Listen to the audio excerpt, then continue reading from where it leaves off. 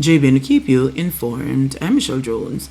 Before we get into the news, please remember to like, subscribe, leave a comment, and to share the news with someone today. Now onto the news. The JDF is reporting that another team from El Salvador arrived in Jamaica yesterday bringing relief supplies. The team will join the humanitarian assistance and the disaster relief effort.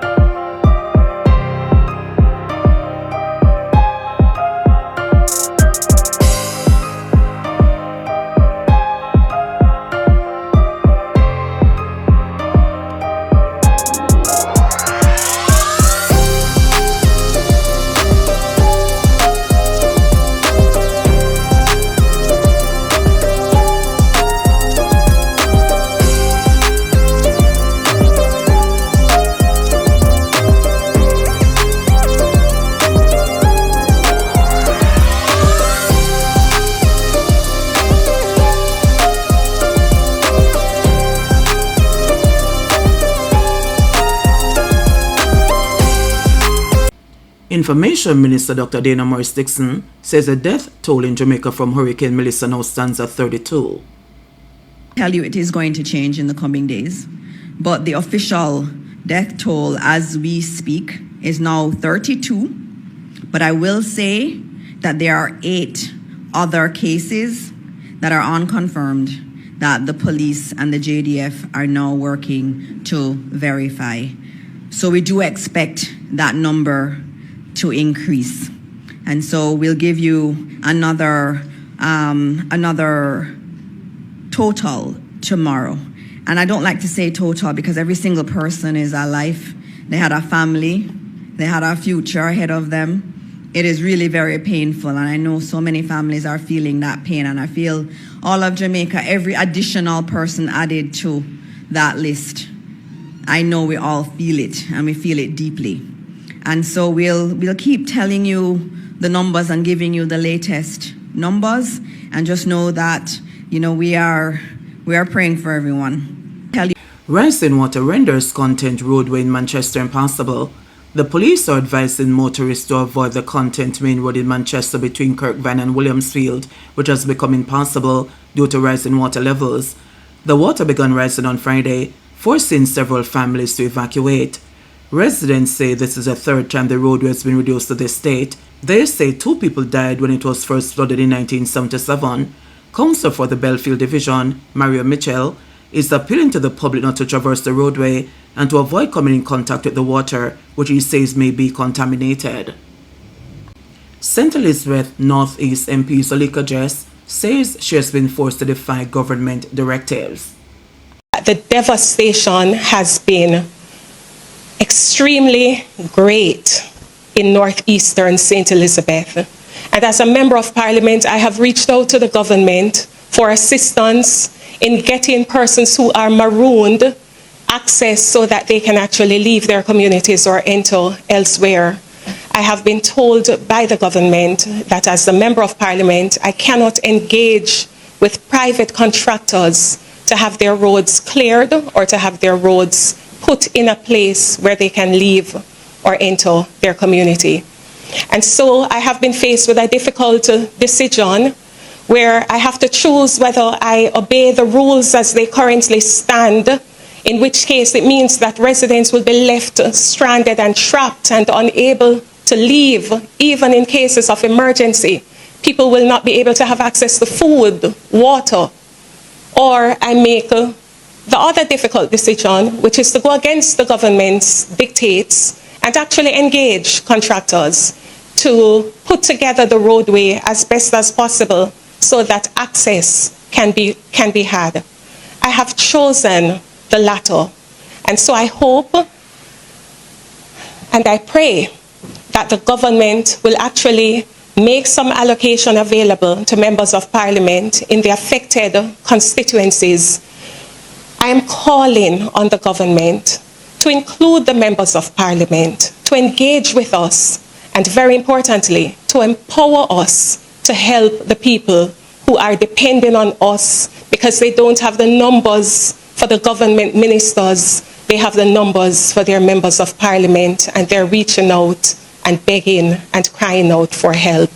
I'm asking that the government consider making an allocation, particularly to the members of parliament in the deeply affected communities, constituencies, where it's not just a case of clearing the roadways, it's a case of actually engaging professionals who can fill the gaps and the craters and make a way where there is no way, even if it is just on a temporary basis.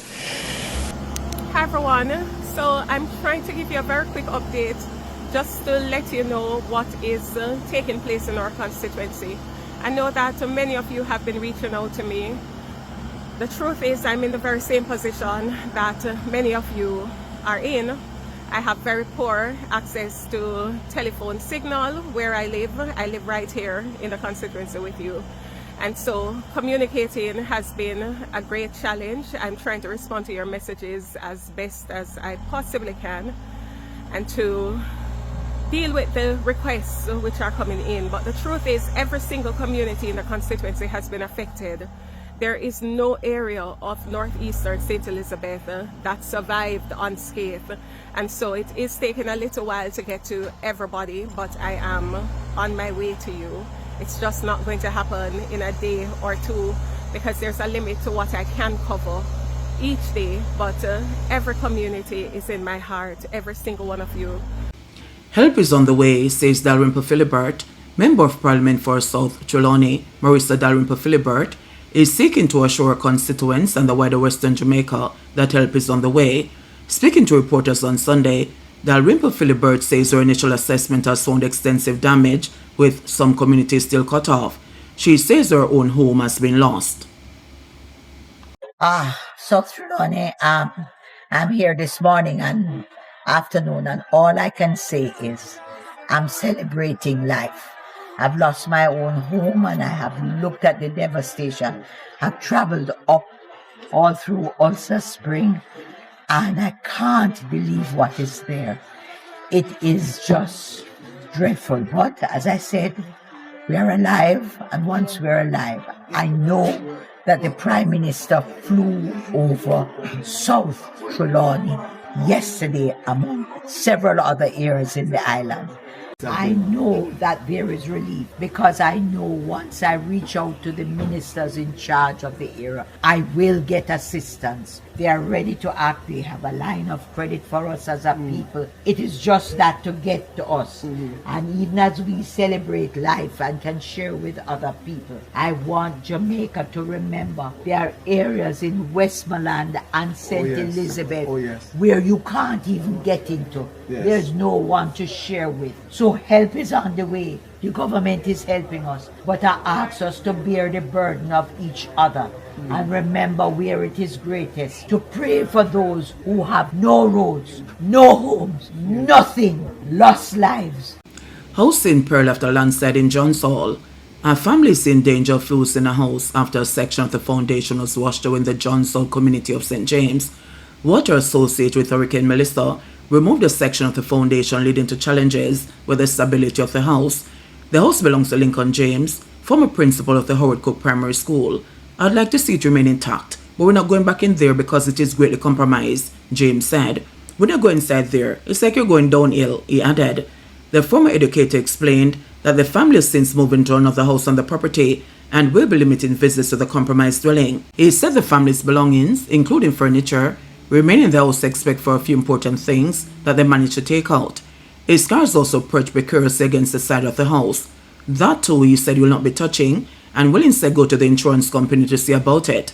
He suggested that a change in the channel of the running water caused the issue. We did know that the water had changed its course and had taken the back of the house, he said. There was a big mango tree on the hill there and blocked the path of the water coming down the roadway, he added. He said that in addition to that, there was a landslide that exacerbated the issue. Therefore, the water had no other channel but to burst the embankment and go down, he said. The soil is mainly dumped earth, topsoil all the way down, so it just eroded everything, he continued. He said the family was in the house during the incident, but didn't realize what had happened until his son recognized the issue. President and CEO of JPSU Grant says 206,000 customers were reconnected to the national grid as of this morning. Thank you, Minister. My heartfelt condolences to the people of Jamaica, our customers, for the lives lost, damage to property, and the dislocation that's happening out there. I had an opportunity to firsthand see the devastation that this record Category 5 hurricane has caused on the nation. Some of my very own employees have been working tirelessly in order to safely restore power. Some has not gotten a chance to go home. A story from one of my linemen said his wife got a seizure when the door and the window was blown off, but he has not gotten a chance to go home and be with her because of the nature of the roads, and he stands committed and is here serving to help to restore power. So I get it. I understand the inconvenience caused by the lack of power. I understand the frustration as some of my very employees are also affected. Let me reassure you, Jamaica, let me reassure you, my customers, that we here at JPS stand committed to work safely 24/7 to get the power restored. So how have we been doing? As of this morning, we restored 206,000 customers. At the time of the incident, we had 550,000 customers approximately out. So we moved from 77% of customers without service to a significant milestone of having just under 50% of customers without service. That is not by chance. It's as a result of our preparation in regards to the system, preparation of the people, and the strong response. I want to say a special thanks to all our partners, particularly my fellow utility providers, Flow, Digicel, the partnerships with the National Water Commission, and also the partnerships with the hospitals. One of the things we have been focused on is the restoration of critical facilities and focus the resources around that. We have made tremendous progress on that front, whereby we have currently 57% of our major hospitals now have power. That's as a result of us moving resources to the supply areas of those hospitals, doing the necessary damage assessment, and facilitating that restoration. Now, what does that look like? We got a call that the Black River Hospital was having some issues, and patients were evacuated to the Mandeville Hospital, and Mandeville Hospital has some issues with their generator. We then worked to get power into Mandeville Hospital, given how critical that was. And I'm pleased to share with you that that was achieved, and the Mandeville Hospital now has power. We committed to restoring power to Kingston and St. Andrew North and South, St. Catherine, Portmore, and St. Thomas, 90% by last night. I have some good news for you, my customers, my people. We have exceeded those restoration levels, whereby Kingston and St. Andrew are now at 95% restoration. Portmore is now at 95%. St. Thomas is at 95%, and St. Catherine is at 90%. So one may ask, where are some of the areas that are currently out? In St. Catherine, you have areas of Spanish Town, Guyshill, Bogwalk, and Central Village that are currently out. and we are working 24/7 to have your power restored within the next 2 weeks. In Portmore, you have areas of Bridgeport, Gregory Park, Hellshire, Greater Portmore, Waterford that are out. And we are working 24/7 to have your power restored in 6 days.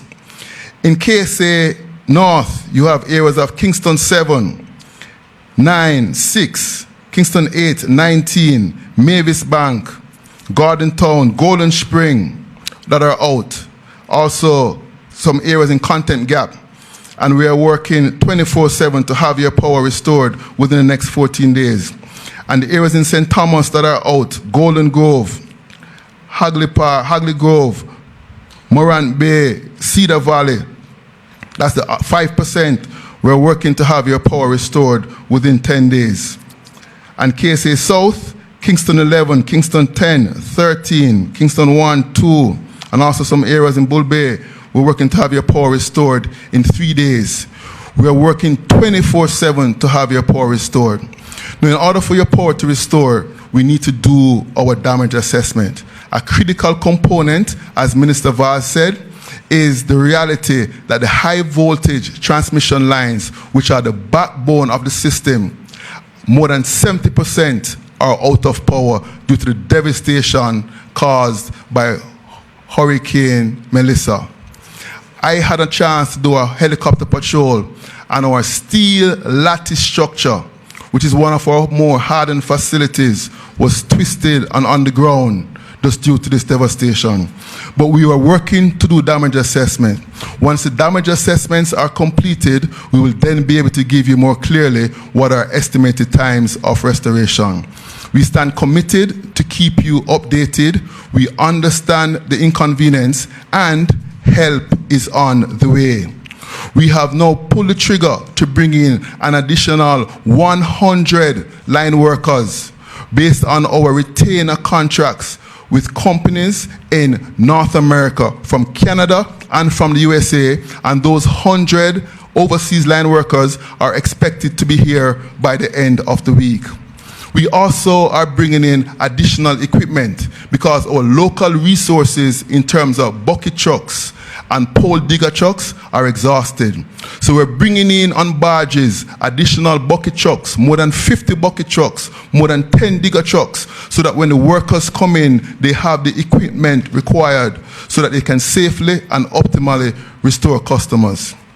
I stand committed to let you know and to give you hope that we will get through this through strong partnerships, through strong collaboration, and you have my commitment that I'll continue to keep you informed of our progress.